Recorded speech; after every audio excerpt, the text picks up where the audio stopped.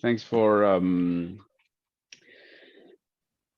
submitting the papers. I think that it's a great session. We have 3 papers with 3 different angles, all related to international trade, and we'll see stuff on exchange rates. We'll see stuff on multinationals, and we also see stuff on market concentration, which is gathering a lot of attention lately. So I'm very excited about the 3 papers.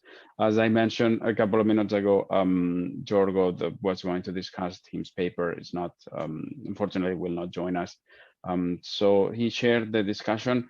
I don't think it's fair that I go through the slides of someone else, but maybe I can just put them up and see a couple of points that he made, and maybe that will tee up some Q&A during the time of the discussion. We'll have 20 minutes for the presentation, 15 for the discussion, and then the rest for general discussion, for Q&A.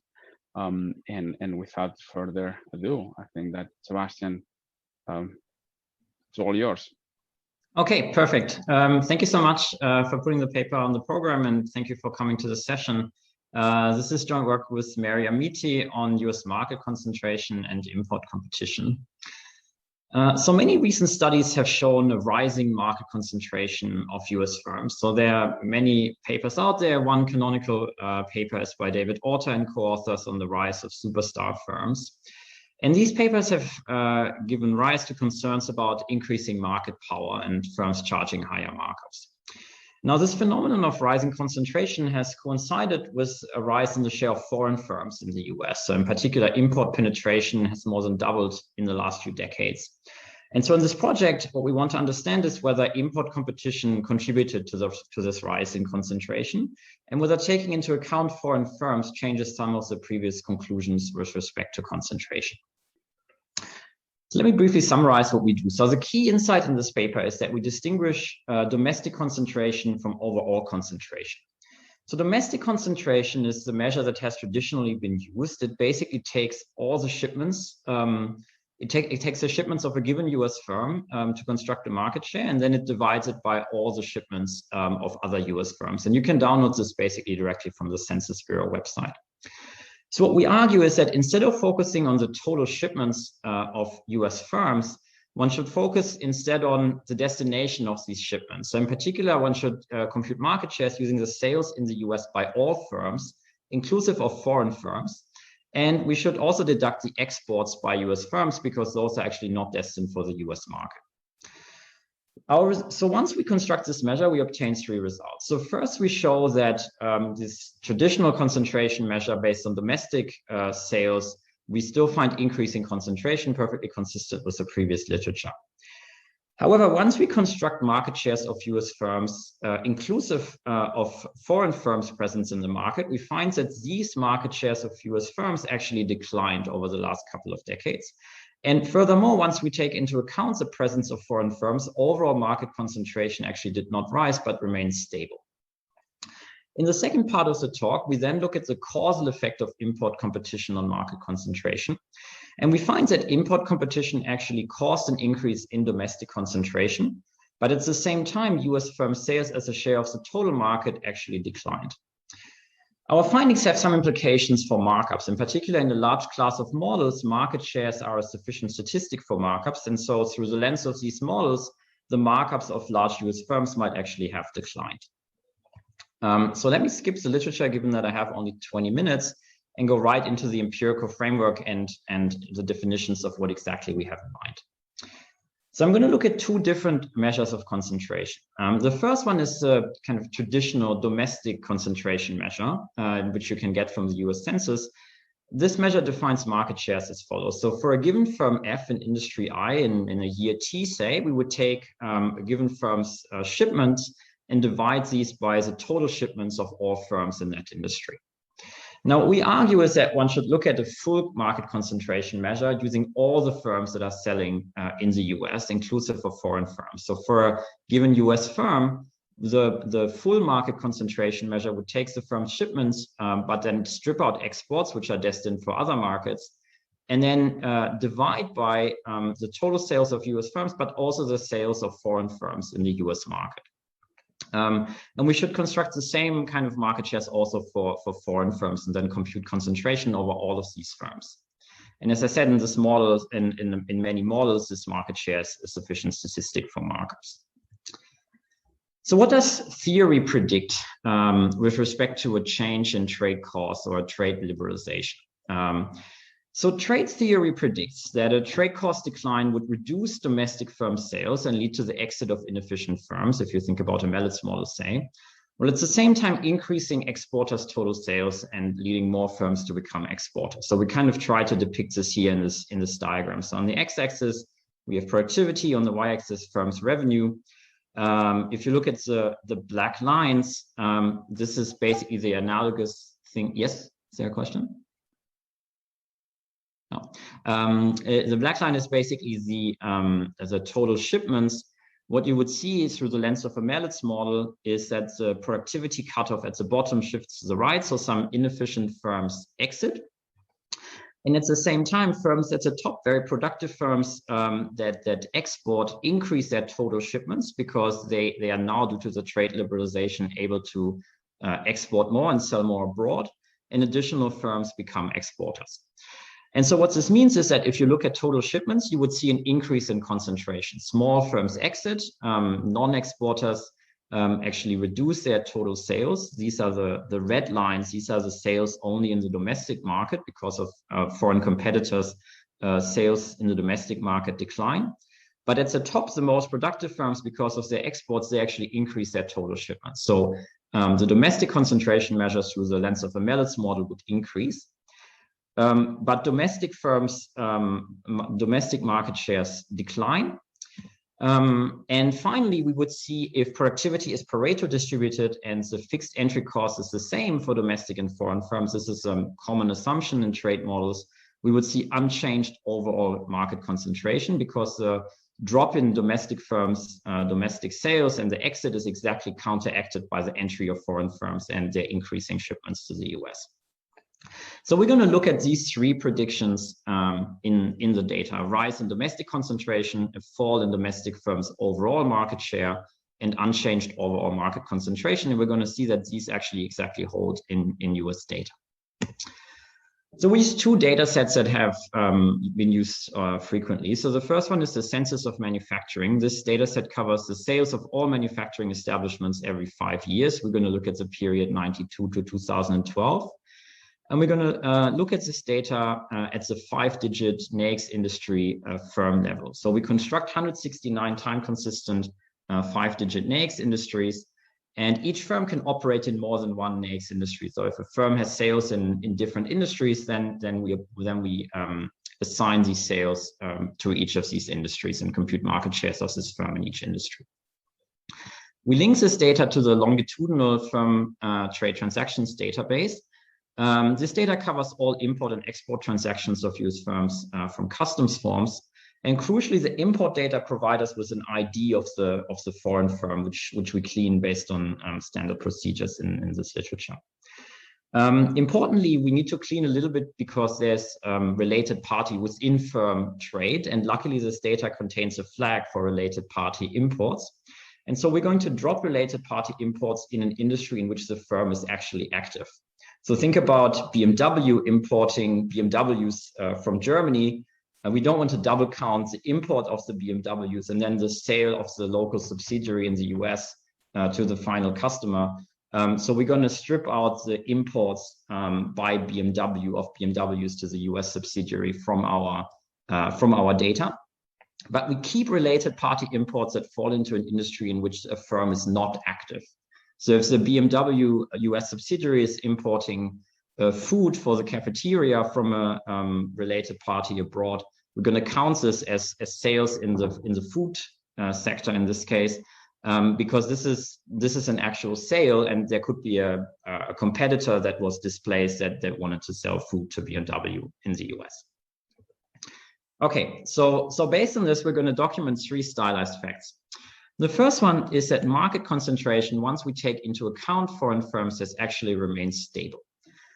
So here what I'm plotting is the market share of the top 20 firms. We compute this in each industry, and then we just take an average across industries.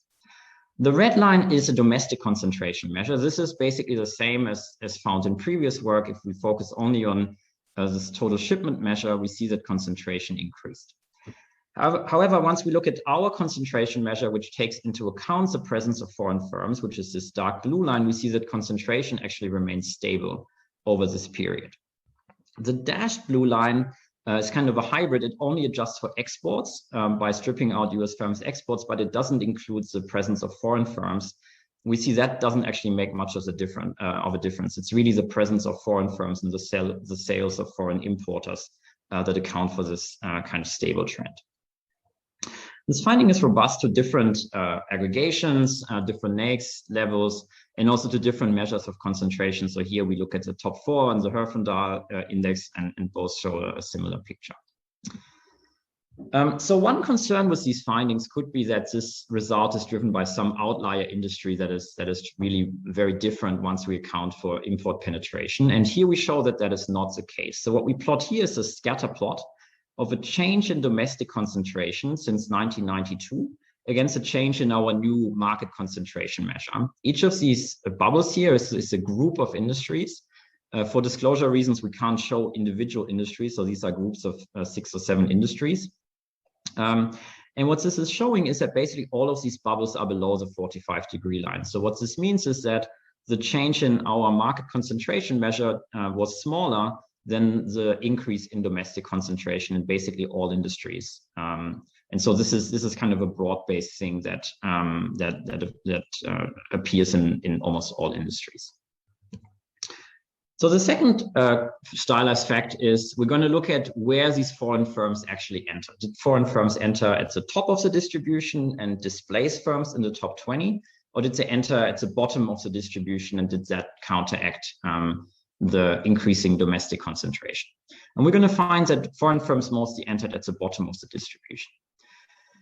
So we're going to do this in 2 parts. So first, let's look at the top of the market share distribution. And we're going to find that foreign firms have increased their presence among the top 20, but their share in the top 20 remains relatively low. So what we do here is we plot a kernel density of the top 20 market share across industries. So we take all of our 169 industries, and in each of these industries, we compute the market share of the top 20 firms. And we split this into foreign firms in the top 20 and domestic firms in the top 20. So in each industry, we have the share of domestic firms in the top 20 and foreign firms in the top 20, and then we compute a density over the 169 industries.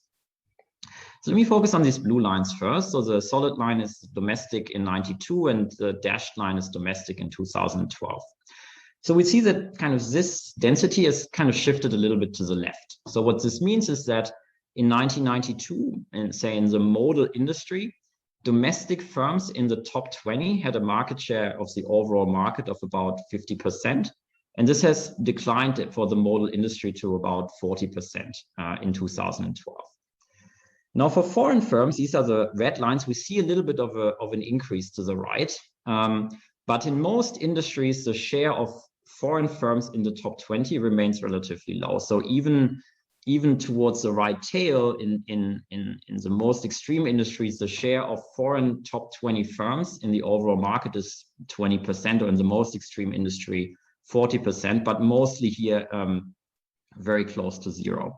And in fact, there were 108 industries that had 0 foreign firms in the top 20 in 1992, and this declined to 76 industries in 2012. These zeros actually excluded from this chart because there would be a huge spike at 0 if we did include them. But still, even once these are excluded, a lot of these industries that have foreign firms in the top 20, the market share of these foreign firms is actually very close to 0. So what has happened, it's really happening at the bottom of the distribution. So here we slice the data in a different way. We assign firms a rank in each industry, and then we aggregate across industries to compute the aggregate share of sales in overall manufacturing for firms of a given rank. Again, we look at 1992 in dark and in 2012 in light colors. So let's focus on this first dark blue bar here. What this is saying is that in 1992, firms with a rank of 1 accounted for about 13% of aggregate manufacturing sales in 1992. And we split it again into domestic and foreign firms, and nearly all of these sales by the number one ranked firms were by domestic firms. And this has, the share of foreign firms has increased very slightly to maybe 0.5% in 2012, but still the presence of foreign firms at rank 1 is very small. So it's really at the bottom of the distribution that foreign firms have entered. So firms with a rank above 50, in 1992, foreign firms with a rank of above 50 had a market share of about 7% in aggregate manufacturing sales, and this increased to 14% in 2012. And so this increase at the bottom of the distribution is what is driving these different trends that we find, and that is what is counteracting the increasing domestic concentration. So the final thing is, I want to link import penetration and concentration a little bit more directly by looking at both of them together. So, and that's our third stylized fact. So here we're going to show that market concentration fell the most in industries with high import penetration. So what we do is we sort industries into two groups, industries with above median import penetration in 92 and industries with below median import penetration. Those are in blue and above is in red. And then within each of these two groups, we look at the change in import penetration and plots this against the change in the top 20 market share. So let's focus on these red bubbles first. So these are the industries that had already high initial import penetration in 1992. So for these industries, we see that these industries actually experienced high growth in import penetration, most of them. So import penetration further increased, but relatively low increase in concentration since 1992. An example is, for example, electronics. On the other hand, if we look at these blue bubbles, these were industries that had relatively low foreign firm presence in 1992. And in the following 20 years, import penetration didn't really increase very much in most of these industries, but concentration really increased a lot. So most of these bubbles are along the y-axis and have significant increases in concentration. So it seems that there's a negative relationship between import competition and concentration. And so in the last 5 minutes or so, I want to look at this more directly. So in particular, I'm going to run a regression that's going to estimate the effect of import competition on concentration of the top 20 US firms. So on the left-hand side, we're going to have the change in the top 20 market share or top 20 concentration measure. And I'm going to regress this on the change in import penetration and time fixed effects. And I'm going to run this regression with two variables. I'm going to run it first using our domestic concentration measure, so the share of sales of the top 20 US firms as a share of total US firm sales. We're going to compute these changes over 5-year periods. And second, I'm going to use the share of the top 20 US firms as a share of all sales, inclusive of foreign firms. The import competition measure is proxied just by the change in import penetration. And we hypothesize that this gamma coefficient here, based on the theory that I showed you at the beginning, we would expect that an increase in import penetration causes an increase in domestic concentration because small firms exit and the big exporters export more. But at the same time, we would expect that this full market concentration measure actually falls because US firms' overall market share, once we account for foreign firms, actually declines because of this extra competition. Now, obviously, I can't just run this regression and claim causality because this import penetration measure is endogenous. So we need exogenous shocks that shift the world's supply of goods. And so we construct instruments using a methodology developed by Amiti and Weinstein in their 2018 JPE paper. So to provide some intuition, just consider this kind of fixed effect regression. So we get aggregate data for the US's, I think, 28 top trading partners, just aggregate data from Comtrade. And we look at the percentage change in imports from country J to country K in industry I over a 5-year period. So basically, we take this 28 by 28 matrix and we look at bilateral trade between all of these pairs at the industry country level. And we would regress this on importer country industry time fixed effects and exporter country industry time fixed effects. Now, the Amiti-Weinstein method is slightly more complicated because they allow for new trading relationships. So this percentage change here can't be computed if a country didn't export a certain product or import a certain product in period t-5. The Amiti-Weinstein method allows for that, but basically the intuition is similar as from this fixed effect regression. So our instrument is going to be a weighted average of these estimated beta coefficients from this regression. So these are basically supply shocks. We interpret these as supply shocks. These are exporter country industry time fixed effects once we have controlled for importer fixed effects. And importantly, we are including the US in this regression.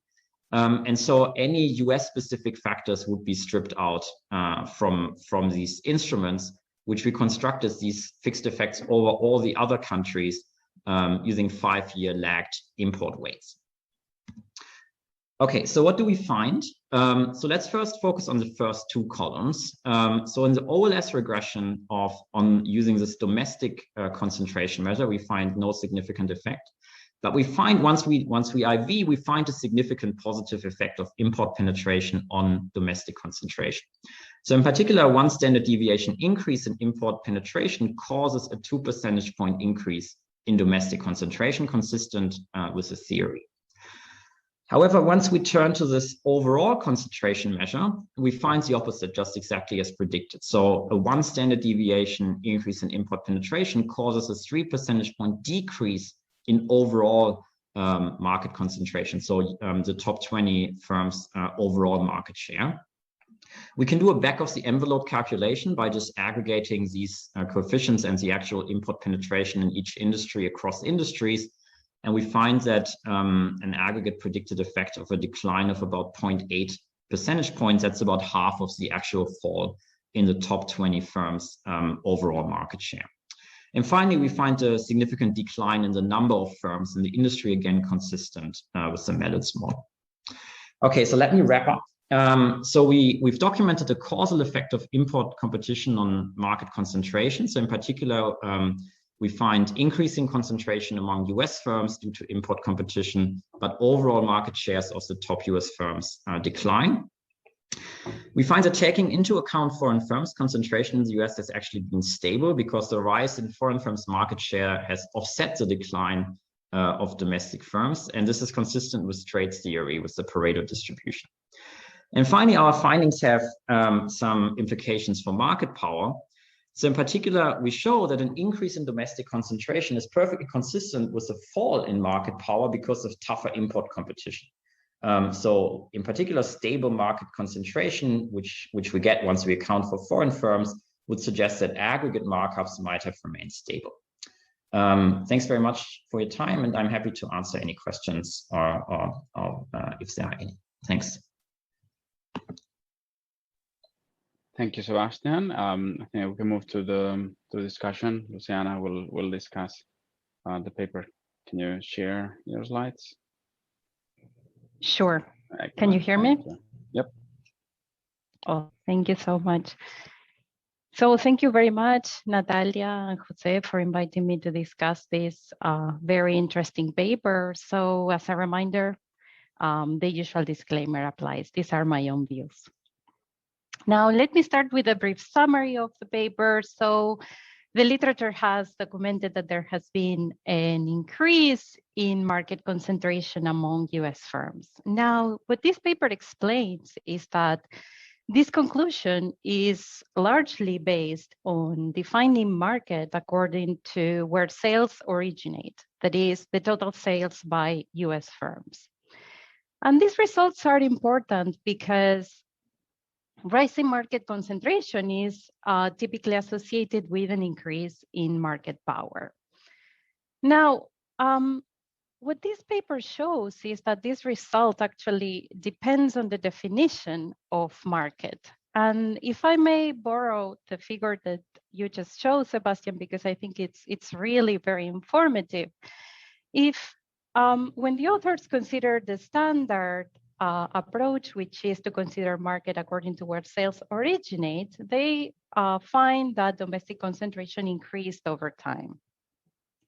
Now, here is where the new evidence comes, and is the approach that the authors took, which is to consider the market according to the destination of sales. And so what this chart shows is that when import competition is taken into account, market concentration actually remained quite flat.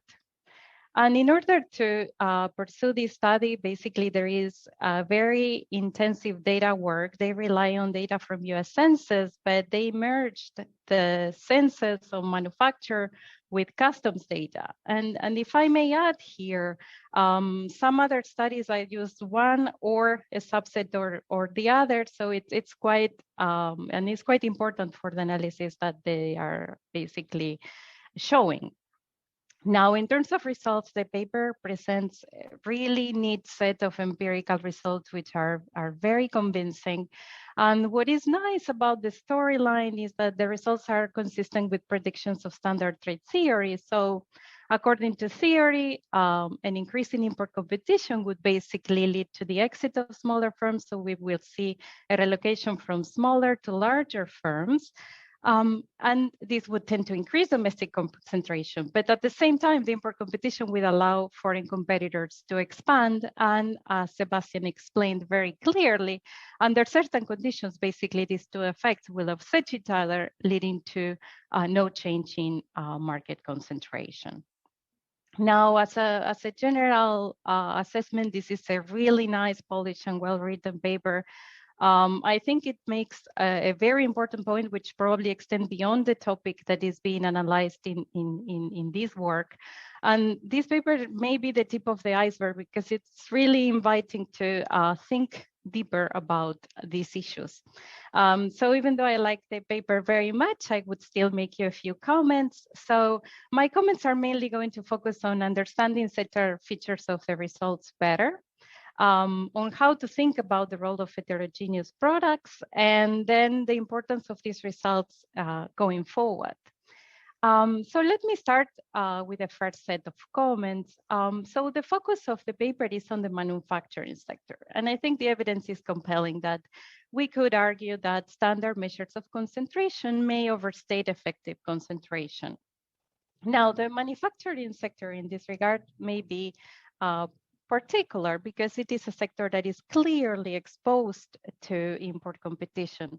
So my first curiosity when reading the paper is, what about other sectors? Is it possible to obtain data and say something about what happened to other sectors? And this could be potentially important given that some of the non-manufacturing sectors may be less exposed to import competition. And why would this matter is because, well, maybe if you are interested in measure market concentration for the economy as a whole, it may be relevant to look into other sectors. Now, in the paper, the authors explained that the results are not driven by a handful of industries. There is only so much that they can show due to confidentiality constraints, but a lot of action is happening on the import side. And I was curious if we could learn a bit more about this. So is it possible, for instance, to say something about the country of origin of imports, whether the results are driven by certain countries or regions, or if there is any heterogeneous pattern? Is this an intensive or extensive margin story? And then finally, another aspect which could potentially be interesting has to do with the role of multinational enterprises. And this paper is presenting new evidence, so I wonder if the analysis would have something to say on whether the multinational enterprises contributed to this decline in concentration. Now, I was wondering how to think about some heterogeneity in this context, and of course it would be more feasible to observe more heterogeneity if more disaggregated data were available. Now, there are some instances in which the 5-digit NAICS classification may be too broad. And that brings me back to a key point that I think is part of this paper, which is that this could be important because of the definition of market in which a firm competes. And here I basically listed, just as an illustration, a few of the NAICS industry codes at the 5-digit, just to basically highlight that some of them may be quite broad. So for instance, the first one includes nail polishes manufacturing and perfume manufacturing, which I wonder if this would be really different industries or different markets. This list goes from really broad to more narrow. So the more narrow here would be, for instance, cement manufacturing, which it seems to be also quite homogeneous and so on. So I wonder how we should think about this. And another aspect that caught my attention is how should we think about imports of more differentiated products, which again, coming back to the core of the paper, they may not compete in the domestic market, they may not be substitutes. And so what is the definition of market is really key. And surely more granular data could help shed light on this. I only found one paper which uses more granular data, but I wonder if you have any intuition on if this matters and in which direction. So now thinking a bit more broadly, I guess this paper will most likely have important implications for the literature, starting with thinking about the appropriate definition of market. And here, should we consider the so-called standard approach, if I may call it that way, which is where sales originate, or the theory-consistent definition of market, which is the approach taken in this paper in which they account for the destination of sales, or is it the global market as in earlier literature, or should we go to the product market as in one recent paper or another? And I guess the appropriate definition would probably depend on the question in hand. Now, so Sebastian mentioned about the market shares being a sufficient statistics for markups, but I guess a natural extension for this analysis would be to directly estimate markups. And one of the strategies used in the literature consists on the production function approach. And I would expect to see some concordance between what the authors find and a more direct, if you wish, estimation of markups. And I was wondering how this analysis would blend into that, and in that way, how we could possibly reconcile the results presented in the paper with the ones highlighted by a recent paper by the Locker and co-authors. Now, and this is perhaps the more deeper question. So up to now, there was a somehow consensus, if I may call it that way, that market concentration or market power increased over time. And researchers have been interested in analyzing the consequences of these effects for the macroeconomy. Now, this paper clearly presents new evidence, and I wonder how should we think about these results for more the macro as a whole. So how does this affect, what would be the implications of these trends, for example, on innovation, on labor markets, or on investment? And well, to conclude, I really think this is a really neat and nice paper. The results are really, the empirics are very compelling and consistent with theory, and I liked it very much. So thank you very much. Thank you, Luciana. Thanks for the nice discussion and for staying right on time. Now we have some extra time for additional discussion. Maybe we can kick it off by having some answers from Sebastian on the discussion. Sure. Thank you so much for discussing the paper. Thanks for reading it. So yeah, I definitely have some comments. So I made a list here of so on the manufacturing sector versus other sectors, I agree that's a very important question. I agree with you. I think that the manufacturing sector is probably the most exposed to import competition. Some other sectors, for example, services, is probably less so. So it would be definitely interesting to see what we could do there. I already had a project at the census where I had access to manufacturing data, so it was relatively easy to do this analysis. I would have to write a new project to get these other data sets. So we kind of focused on the manufacturing sector because it's where we thought the most action would be, but it's definitely on the agenda to also look at other industries. Yeah, looking at heterogeneity, I agree. That's also an interesting question.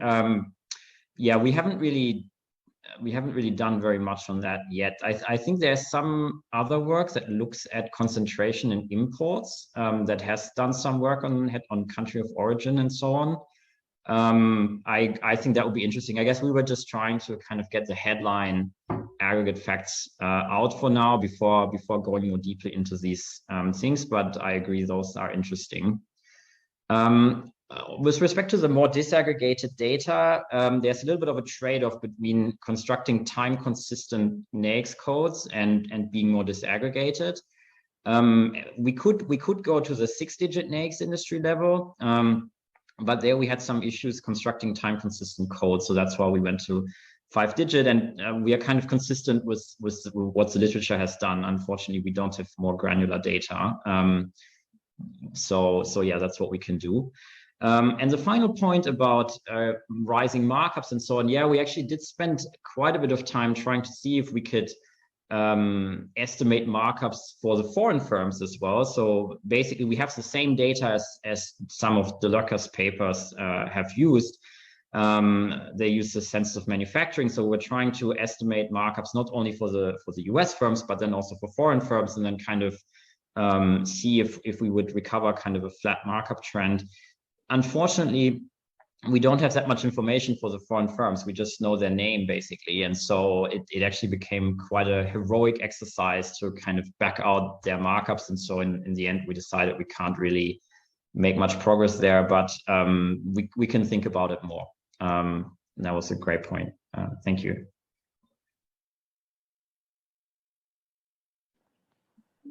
All right, thank you, Sebastian. Thanks again. Luciana, any other question that someone, we still have 5 minutes, 3 minutes? Natalia, you're the chair as well. So.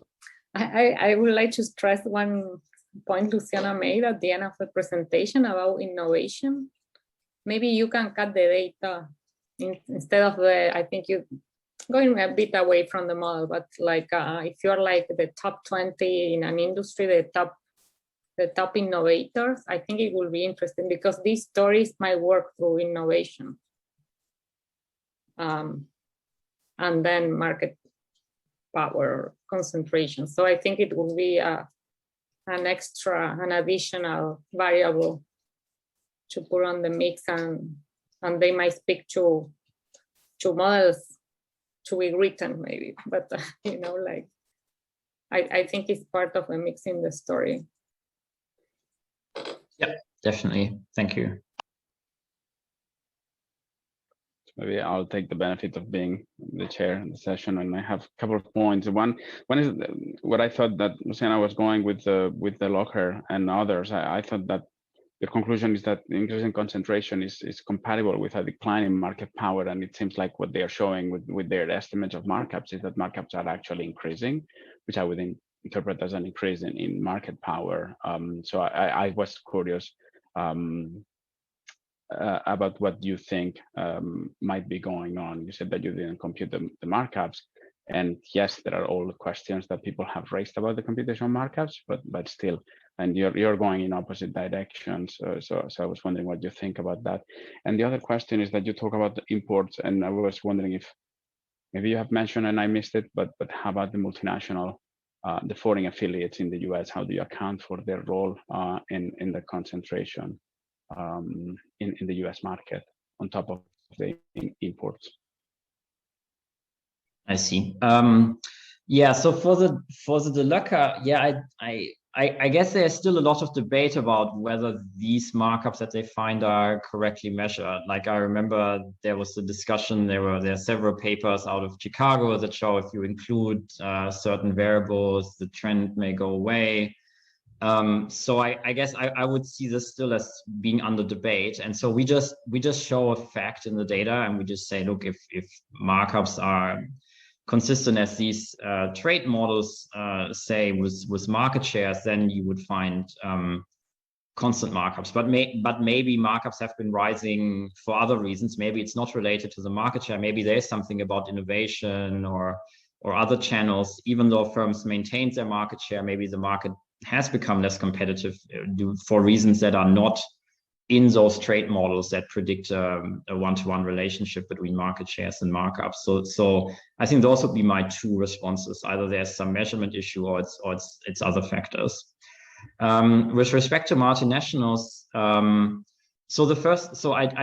not an expert in that literature, so I guess I just don't know very much about. Maybe Anna is like an expert on this, so I don't know that much. So I would love to know more. I'm just not. I haven't really worked very much on them. So for us, we essentially use this related party flag to try and get rid of within firm transactions. So that's the only thing we do with respect to multinationals. So we could certainly try and see whether multinationals are driving this, whether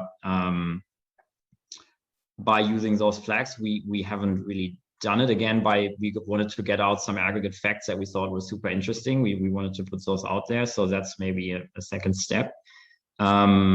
Yeah, I agree. It would be interesting. I guess I'd have to read up a little bit more on that literature because I haven't really worked in this literature. Mm-hmm.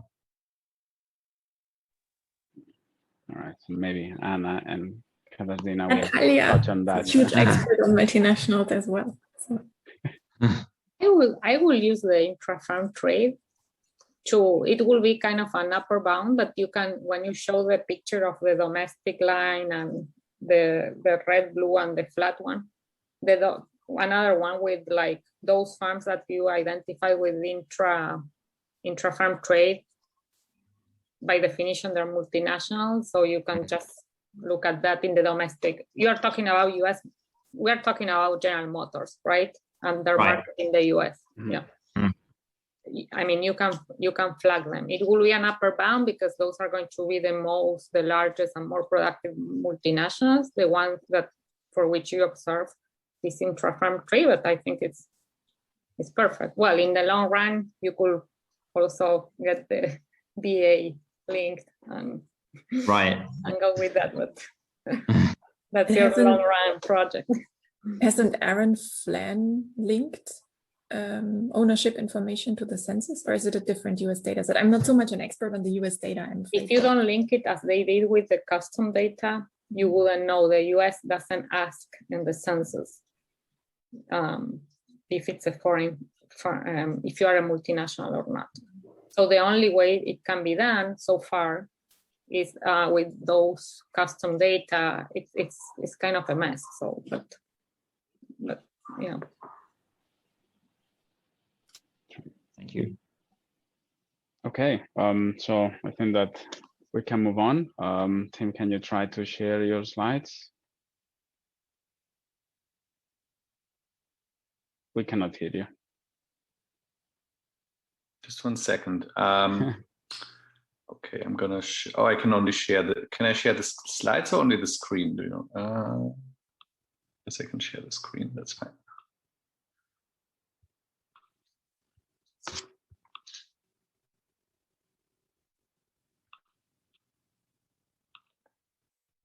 Okay, does this work? I just take this away. Does this look good? Yeah, can you hear me? Perfect. Okay, great. First of all, thanks a lot for you, for the organizers to include this paper in this really nice and interesting session. This is joint work with Sai Ma, who I'm afraid didn't manage to sign in as somebody on the panel. So I think he's somewhere in the audience. And Xiaoyun Sang. So Sai is also at the Federal Reserve Board and Xiaoyun is at the Fisher College of Business. And let me move on. Okay, and we also have a disclaimer. We are two of us are from the Federal Reserve, so these are our own views and not necessarily those of the Federal Reserve Board or the Federal Reserve System. So this paper builds on very prominent work by Gita Gopinath and co-authors that has recently re-emphasized the dominant role of the US dollar in international trade invoicing, and has shown that this has very important implications for the price pass-through and the trade elasticity with respect to exchange rates. And to kind of emphasize that story, they came up with this term that's called the dominant currency paradigm. So we used to have the local currency paradigm, the producer currency pricing, and we also had vehicle currency pricing. So in some sense, dominant currency paradigm is a new name for vehicle currency pricing, where the dollar is the dominant currency. Now, what's the main prediction under the dominant currency pricing is that if you look at changes of a country's exchange rate, the one that matters for price pass-through and import quantities is not the one against the trading partner, but the exchange rate against the dollar. And so this is a very stark and strong prediction. And so, of course, we want to understand to which extent are these predictions correct. And a key challenge, however, in testing the dominant currency paradigm and its predictions is that the dollar is, of course, a very endogenous object. In particular, if you think about the role of the dollar in exchange rate prices to clear the current account, you know that trade flows in the dollar are typically co-determined, and it is very difficult to provide evidence that links the dollar and trade flows that goes beyond mere correlations. And this is what this paper is after. So what we do here is we employ a new instrument for the dollar, which is the US domestic housing investment. And my two co-authors in the previous paper have shown that this domestic non-tradable housing activity is a very strong predictor of the dollar, both in sample and out of sample, and also with a pretty long time horizon. And what we're going to use here is a 1 year predictive power of the housing for the dollar, which is quite unique. And we argue that this housing is a very well-suited instrument to test the dominant currency paradigm. And that is because the main prediction we want to test is not about US trade, it's about trade between third countries. So think about trade between China and Korea, and there should not be a direct effect of US housing activity on trade between China and Korea. And we'll talk later on in the robustness about kind of what other concerns we may have. But to a first approximation, it's very difficult to find a dollar instrument. This is a pretty good instrument in that regard. So what are our main findings? Well, once we instrument the dollar with housing starts, we find that the relationship between the dollar exchange rate, import prices, and import quantities strengthens substantially relative to the OLS estimates in Gopinath et al. And in particular, there's an interaction term, and I'm going to go through the specification in a second, but there's an interaction term between the dollar invoicing share and the dollar exchange rate, and that becomes highly significant and much larger compared to the OLS. In particular, for import prices, we find an estimated coefficient that is very close to 1. That is, if you fully invoice in dollars, you have a perfect pass-through, and this is exactly what the dominant currency paradigm predicts. And for import quantities, we find a coefficient that is larger than 1, which is also very consistent with the dominant currency paradigm if we assume a trade elasticity that is larger than 1, which typically trade economists would assume. And then, if time permits, I'll talk a bit about the robustness, but let me just list it here. So we show that these results also hold for different time periods. So they hold before and after the global financial crisis. They hold when we leave out the financial crisis.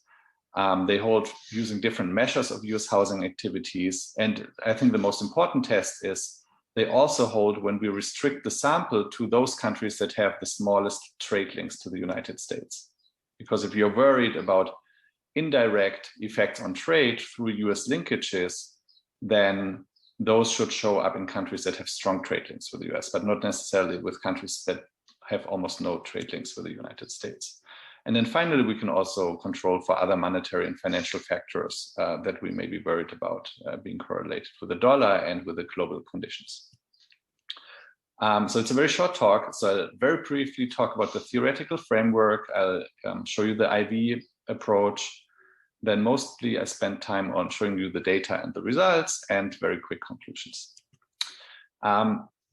So the Gopinath et al. Paper actually is a very evolved model, and there's a lot of dynamics in there and so on. And for what we are interested in, we're looking at the most simple version of that model. And in particular, so what do we need? There are 3 countries. There's the United States, there's country I, which is the exporting country, and country J, which is the importing country. And now the key assumptions for the dominant currency paradigm model to work is that prices are set 1 period in advance. marginal costs are constant in local currency, and firms face some kind of demand. Here we assume, following their paper, that they face a standard CS demand. This is a less crucial assumption, of course. So if you take that very simple specification and you derive the pass-through prediction for prices and import quantities, this is what you get. So the first equation shows you the price change as a function of exchange rate changes. And let me just tell you what these different things are. So theta is the share, theta ij is the share of currency I in exports from country I to country J. So this is basically the share of, so if theta I is equal to 1, it's priced in the producer's currency. If it's 0, it's priced, it's never priced in the producer currency. And theta ij dollar is then, of course, the share of invoices that are priced in the dollar. So if you have that equal to 1, you have this dominant currency paradigm working. And let me, instead of like spending too much time on this equation, let me walk you through the 3 corner cases. So that have been studied in the literature. So there's a local currency pricing, which means you're pricing, you're setting the prices in advance in the currency of the destination country. Okay, and if that is the case, of course, any change to the dollar exchange rate or any exchange rate wouldn't affect your prices in the destination country. And as a consequence, it wouldn't also not affect your quantities. In contrast, if you do producer currency prices, you now price in the currency of the producer. And so there's a perfect pass-through of any exchange rate change between the producer's currency and the importer's currency. And then finally, under dominant currency pricing, everything's invoiced in dollars. And now the only exchange rate that matters for prices and quantities is the dollar exchange rate vis-a-vis the importer country's exchange rate. Okay, so this is what we want to test. So we basically want to estimate equation 1 and 2, and we want to see whether the coefficient on the dollar exchange rate is consistent with the dominant currency paradigm. In particular, we'll have data on the invoicing share, and we'll have data on exchange rates. Now, the key challenge, as I already said, is that exchange rates are often typically co-determined with other macroeconomic factors, and so there's a big endogeneity problem in the equations 1 and 2. And so what you want to have is something that moves the dollar without moving the other variables in this equation. So what do we need? We need a shock that moves the exchange rate but does not directly impact trade prices and quantities other than through the exchange rate. And here this earlier work by my 2 co-authors comes in, where they show that US housing investment is such a variable that shocks the exchange rate, but there's, in our view, a pretty good story why it shouldn't directly affect trade flows otherwise between third countries. So why does housing investment affect the dollar? The idea here is that housing is the most important non-traded good in an economy. So if there's a large change in the supply of housing, that will change the relative supply of non-traded and traded goods, which in turn affects the exchange rate. And this is known as the relative price adjustment channel. Yeah, so that's kind of the idea. And the reason why we think it's a very good IV for our case is that there's no reason why this non-traded good should affect trade between third countries directly. Okay, so here's a picture of this really striking correlation that's been documented in the previous paper, which is if you correlate the housing permits, which is getting a permit to be allowed to build a house, with the 1 year ahead dollar, you can see that there's a very strong negative correlation. And if you actually calculate the correlation coefficient, it's minus 33%. So it's a very strong predictor. And here I just show you some simple regressions where we regress the dollar exchange rate on housing starts that are lagged by 1 year.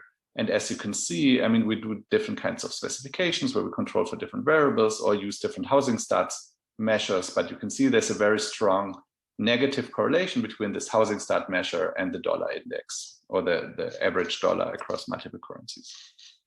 Okay, of course, you may be worried about alternative explanations, and so we are very careful thinking about those. So for example, the dollar and housing investment could be correlated with international capital flow. So think about, you know, the savings glut, Chinese investors send money to the US, and that has like an effect on housing. However, as Sai and as they show in their paper, in the earlier paper, international capital flows do not affect this relationship between housing starts and the dollar, in particular, because this holds really for a very long time period. So this holds way before this whole savings glut happens. Even if we look at the very early period, we see this very strong relationship between housing starts and the dollar. So this can't really be the story here. Similarly, since the financial crisis, we've seen all this evidence about CAP deviations, but this relationship is not driven by anything that's related to CAP deviations. And finally, I think the key concern is that this housing may affect US trade, and through US trade, it may then have an indirect effect on third country trade. And the way we approach this is by restricting the sample to third countries with very little trade with the United States and showing that our results are robust to that sample restriction. The data is very straightforward. So we use the data from Gumpert et al., which is annual bilateral import quantities and prices that are constructed from UN Comtrade HS6 digit level data, but it's all kind of aggregated up to the country pair level. It excludes agricultural products and commodities because those typically are traded on exchanges and have flexible dollar prices. And the whole point about the dominant currency paradigm is it's a model about sticky prices. So we basically, you don't want to look at those goods that don't have sticky prices. And we're using the invoicing shares both of the original Gumpert et al. Paper as well as their follow-up paper, which has improved the data in some dimensions, in particular having time-varying invoicing shares. The housing data is publicly available. We get that from Census. And then finally, the sample is for the 54 most important countries, almost 3,000 country pairs and covering 90% of trade. So the regression is exactly what Gumpert et al. Had. So we regress the change for the imports, quantities, we regress the change in import quantities on changes in the exchange rates, and changes in the exchange rates interacted with the dollar invoicing share. So this is the SJ, is the dollar invoicing share. And importantly, in particular, we're interested in this eta K dollar, which is the coefficient on the interaction between the invoicing share and the dollar. And as I said, there's this heterogeneity concern. So what we do in the next step is we instrument the dollar, and we do that by predicting the dollar with housing starts and then using the predicted value in this regression in the second stage. If we do that, this is what we get. So columns 1 to 3, if you look at the AR by Gumpert, this is just replicating what they have just to make sure we got all the data right. And as you can see in column 3, there's a negative coefficient on the interaction between the dollar exchange rate and SJ, which is the last row, but it's not significant. However, if you now look at column 6, which shows the IB results, the moment we instrument the dollar with housing starts, this becomes highly significant and also larger than 1, smaller than -1, which means that there is a trade response that is consistent with the dominant currency paradigm. Finally, in column 4, we use the updated data, which has more information on invoicing shares. And there you can see now that the OLS becomes significant, but the coefficient still is very small. And if you then instrument with the new data, which is shown in column 7, again, you get a much stronger and larger effect once you do the IB as opposed to the OLS results. So these were the results on quantities. Now I'm going to show you the parallel results on prices. So again, this is exactly the same specification Gumpert, and the only thing that's changed to what I just showed you a moment ago is that now we're putting the change in the prices on the left-hand side. And and the control variables change a little bit. But the key point here is we want to now understand that the pass-through to import prices from the exchange rates and how that affects, if that is consistent with the dominant currency paradigm. And again, we do the same instrumentation where we instrument the dollar exchange rate with the starts in housing in the US. If we do that, we get the following table. Again, columns 1 to 3 are just replications of Gopinath et al. Now, for import prices, even with the OLS, you already get significant results on, if you look at column 3, row 4, you see there's a significant result for the interaction between the dollar invoicing share and the exchange rate. However, it's very far from the theoretically predicted value of 1. Okay, so the theory would say if you have 100% invoicing share, you should have full pass-through. I mean, assuming that prices are fully sticky. So you may think at this point, maybe prices are not perfectly sticky. However, once you do the IV regression in column 6, you get a coefficient that is very, very close to the one that is predicted by the theory, which is equal to 1, and it's not statistically different from a coefficient of 1. So, so this we found really reassuring, because once we solve the endogeneity concern, we get exactly what the theory predicts. And we get very, as you can see in columns 4 and 7, we get very similar results when we use the updated data from Bose et al., which has this time varying invoicing shares by country. Okay, can you tell me how I'm on time, because I totally didn't manage to look at my time. So we had about 2 minutes from the 20-minute located, but since Georgios is not here, they can take a couple more. Yeah, maybe I'll take like 1 minute extra to just show you the key robustness table, which is the one on trade, given that I don't have a discussant today. So so we're doing different robustness checks. So the first one is we look at importers and exporters with relatively weak trade links to the United States. And I'm just going to show you that one, because I think that's really, I think, the most important one. So what we do for this is we calculate the trade exposure vis-a-vis the US. So we calculate a country's imports from the US, its exports from the US, and divide it by its total trade. And I mean, from all countries. That's one way. You can do it other ways. It really doesn't matter for our results. But the key thing we want to do then is we want to restrict the sample to country pairs where both the importer and the exporter have relatively small trade exposures to the United States. And so we're going to look at country pairs that have below median trade exposure in the bottom 25 percentile and in the bottom 10 percentile of trade exposure vis-a-vis the United States.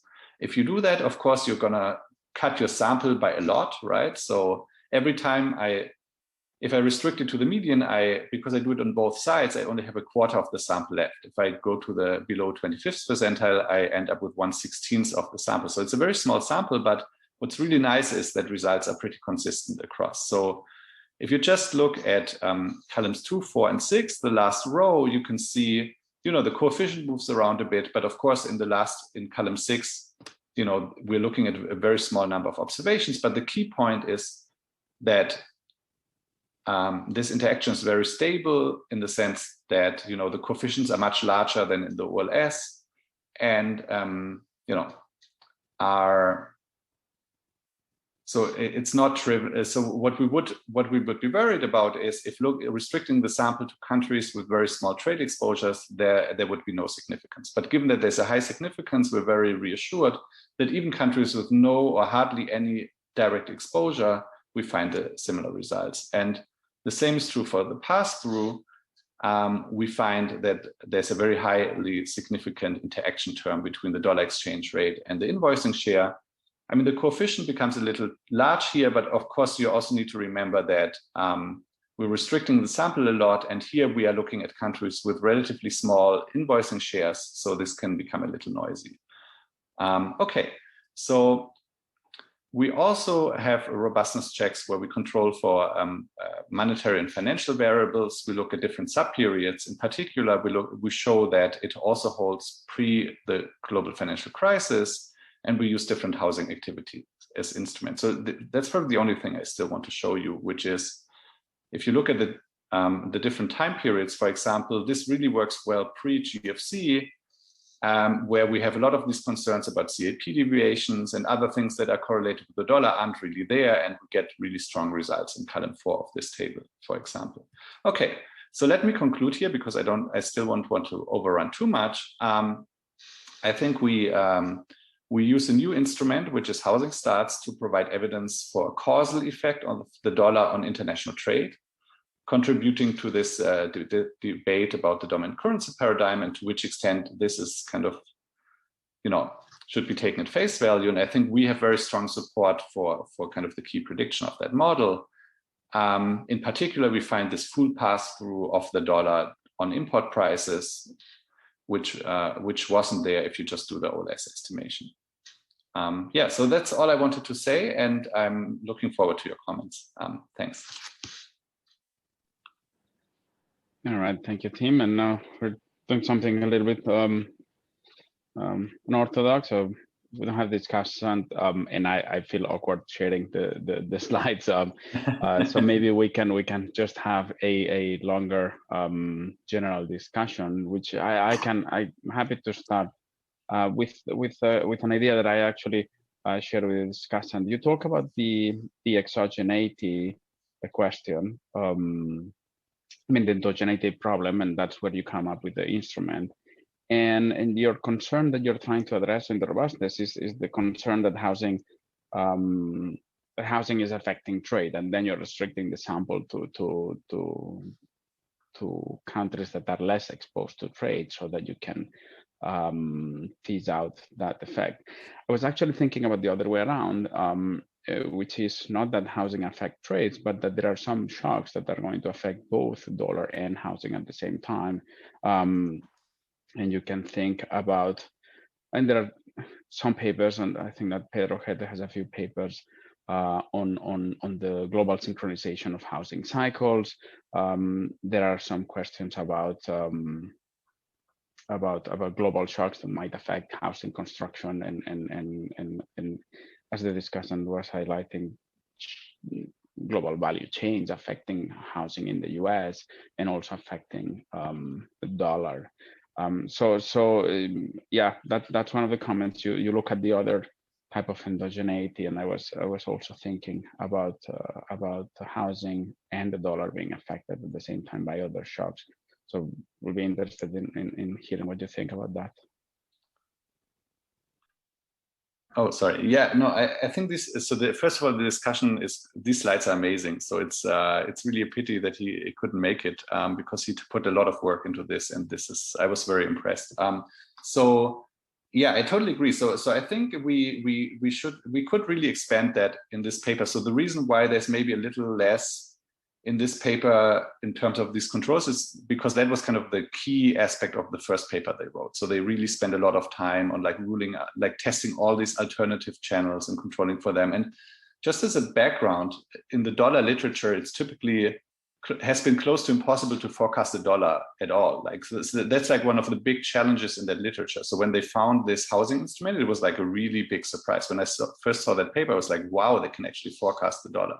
So it's not like there's a ton of other macro variables that are good at forecasting the dollar in general. So but at the same time, I totally take your point. So I've written a lot on global financial cycle and the dollar in general. So I think we should definitely provide a little bit more robustness, kind of controlling for kind of these global shocks and factors. And Helen Ray has some, and other people have some, and there's uncertainty shocks. I mean, I have there's like 10 or 15 of them, and I think we can easily include them and show that none of these other global shocks are like capturing what we want to capture, because I think that's a key point. And I totally agree that in some sense we were maybe relying a little bit on too much on the earlier paper, and maybe we should put a little bit more of that into this paper, just to kind of convince. Well, you shouldn't really expect the reader to read the other paper to be convinced. So I totally take this as a very good point. Currently, the only thing we do, I think, is we have the VIX and we have monetary policy shocks, but of course, which is of course kind of the key thing that Helen Ray had in mind, but the literature has evolved. So there's a lot more shocks out there now that people think matter for kind of global cycle and global transmission. And so we could do a little more in that direction.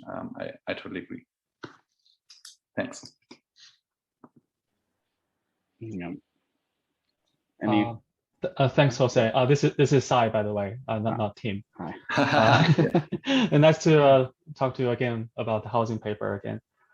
So one thing I want to add is that in the prior work, we take this very seriously about endogeneity, also other type of shocks, housing market, and also the dollar very seriously. For example, we considered a sort of a medium scale VAR, which includes a bunch of macro and financial variables, both local and global variables. We go through there. We try really hard to kill the predictability of the housing, to be honest. It's really hard to sort of drive away the predictability. And we're amazed. And so we try really hard to find a sort of a channel. You also know the earlier version of our paper, we tried different stories, and then but we settled down with sort of this non-tradable versus tradable story that because housing is naturally one of the most important non-tradable sector in the economy.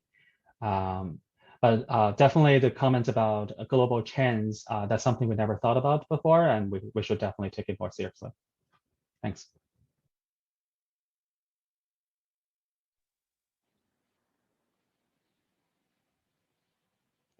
I can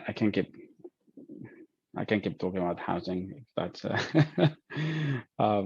if no one else wants to pitch in.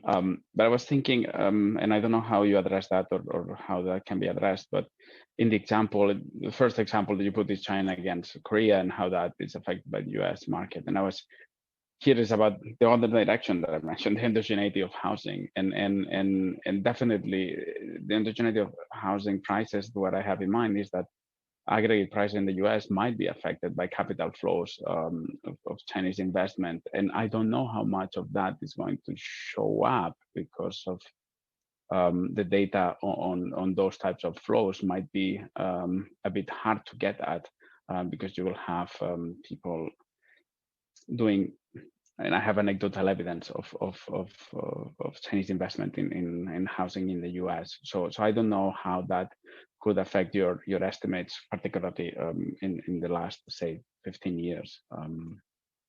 But have you thought about those capital flows and the endogeneity of China's growth and open to trade into the housing market in the US? Yeah, I mean, so my first defense would be that it really holds in the period when this was not an issue, right? So in some sense, I agree with you that really, I mean, you know, one of my colleagues, Nathan Converse, has worked quite a bit on trying to figure out how Chinese invest in the US housing market, and it's not easy. You need to get like some obscure data and try to figure it out, because the official, it's very difficult to find this in official data, because they usually, the way they do it is they put it in a suitcase and then they fly to the US and then they buy a house, right? And then it shows up of course it's going to show up as errors and omissions in the Chinese current account, but to use that as like data is kind of tricky, right? So in that sense, I totally agree with you. I don't know if Sai has a better response to the later period. I think from my own policy work, so one thing I learned is that the fraction of foreigners' purchases in US housing is still relatively small fraction compared to domestic purchases. So compared to countries like Canada, for US, the fraction of foreign buyer is still pretty tiny compared to domestic buyers. So I don't think that have significant impact on driving the dollar. But definitely the sample before the international flow becomes a factor, our results are very robust and not sensitive at all. Yeah, no, that's while I was talking, I was immediately thinking that what I had in mind was something like Canada, but I was wondering if there is there's going to be spillover from that, but it's also thinking about the segment of the market that might be more on urban prices. Maybe if you looked at urban prices or rural versus urban, maybe you would think that rural would be a bit more isolated from those dynamics. And maybe that's something to think about for the exogenate reasons.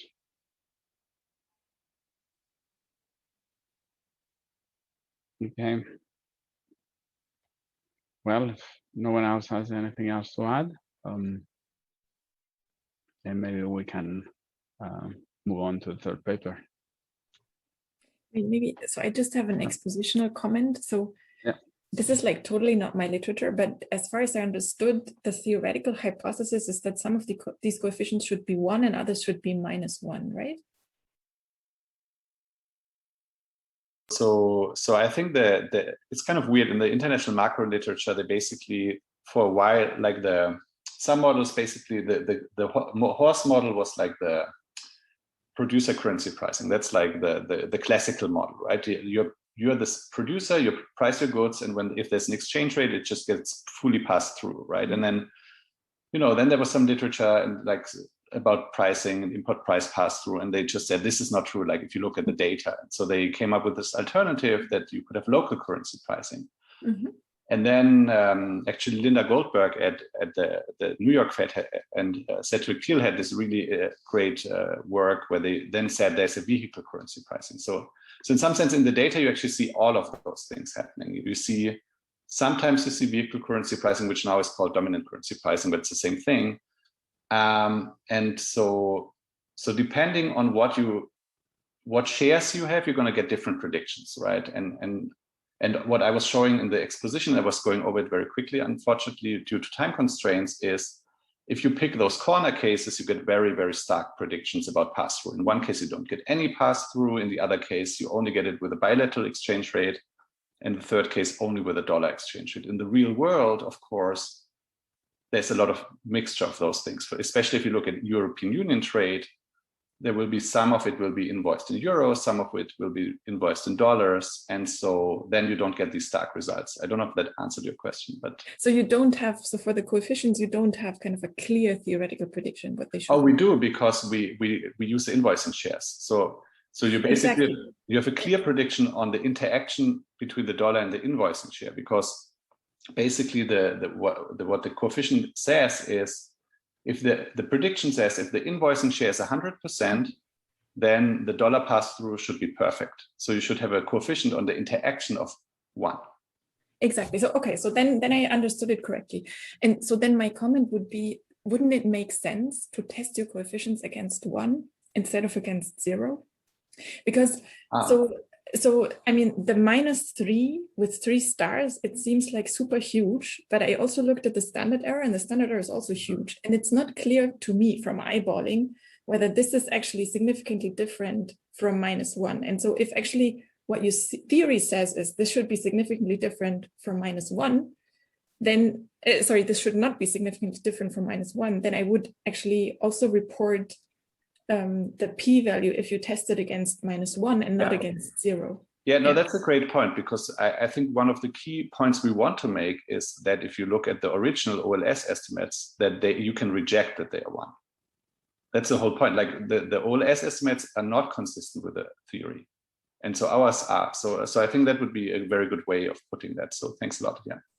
But this is for prices, right? For quantities, you need to know what. Yeah, for quantities, you need to assume an elasticity. Yeah. There's no prediction on the exact minus whatever it is. So that's true. For the price pass-through, we have a clear prediction. For the quantity, you could have whatever, because there's even some international macro papers that have assumed elasticities that are smaller than 1, but they are not really consistent with the microdata. So anyways, that's a different debate, but yes, thanks, Sebastian, for that point, yeah.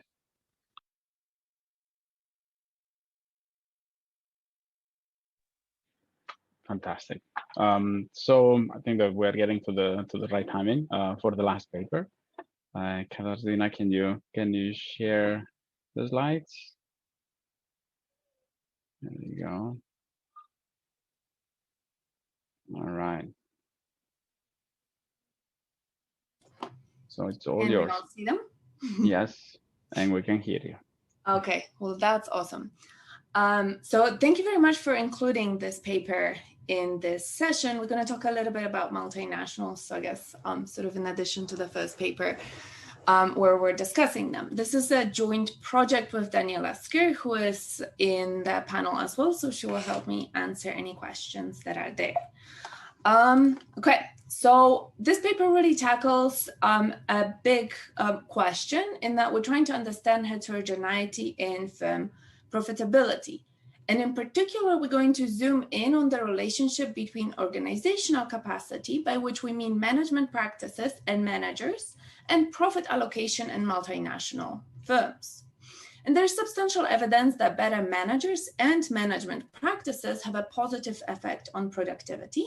And there's consistent evidence in terms of correlations as well as causal evidence. We also know that better managers and management practices have a positive average effect on profitability, but the evidence here is a little bit less straightforward. And a quote that really sort of lends itself very well to how we're thinking about things here is the one from Bertrand and Schur's 2003 QJE paper, where they say that the systematic differences in rate of return on assets across managers may not reflect actual differences in performance, but rather differences in aggressiveness of accounting practices, or what they call willingness to cook the books. And what we do in this paper is we're going to try to think about not the managers, but the structures within which those managers operate in, and whether these structures help them, quote unquote, cook the books. So as a motivation, I want to show you some correlations. And here what we see is the relationship between management practices and revenues on the left-hand side and profitability on the right-hand side.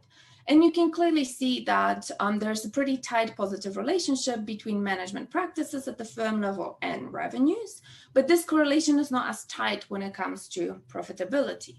And that is likely because revenue is pretty straightforward, while reported profits include many implicit allocation decisions, such as, for example, tax planning and investment, amongst many others. And this paper is all about trying to figure out what is going on the right-hand side of this panel. Why is the relationship between management and reported profitability not as tight as the one between management and revenues? And just sort of, just to plug it in before we sort of dive into the whole paper, is just how we think about this policy-wise and why does this really matter? So we think it's important to consider firm heterogeneity when designing policy, and that's just a blanket statement, but also management upgrading projects are really in vogue, and understanding the sort of beyond productivity potential outcomes is going to be really important for policymakers as well. So in this paper, we ask a very specific question: how does this organizational capacity relate to profit reporting of multinationals across jurisdictions they operate in? And then we dive really deep to try to understand what can explain these patterns. And the data we have is matched multinational subsidiary data. So we're going to be looking at the unconsolidated data for each subsidiary here. And the data is from a very standard data provider, Orbis, that encompasses the whole world. We have years 2004 through 18, and we have about 1,700 unique firms. As the main measure of profitability, we're going to use returns on assets, so sort of similar to Bertrand and Schur. And management data comes from World Management Survey, and it measures the quality of management at the plant level. And our financial data availability comes from the management data availability. We really match the management with the financial data, and this is why we have 1,700 unique firms.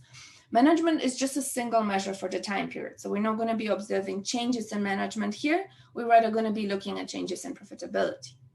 And for about a third of the sample, we have management measures for at least 2 separate factories within the same M&E. And I'm going to talk a little bit more about management data later on, just so that we're all on the same page about what we can and cannot measure with this data. And we're going to do a very simple exercise here. We're going to classify countries as high and low tax rate relative to median tax rate in each year, and firms as aggressive and non-aggressive, and look at some correlational patterns.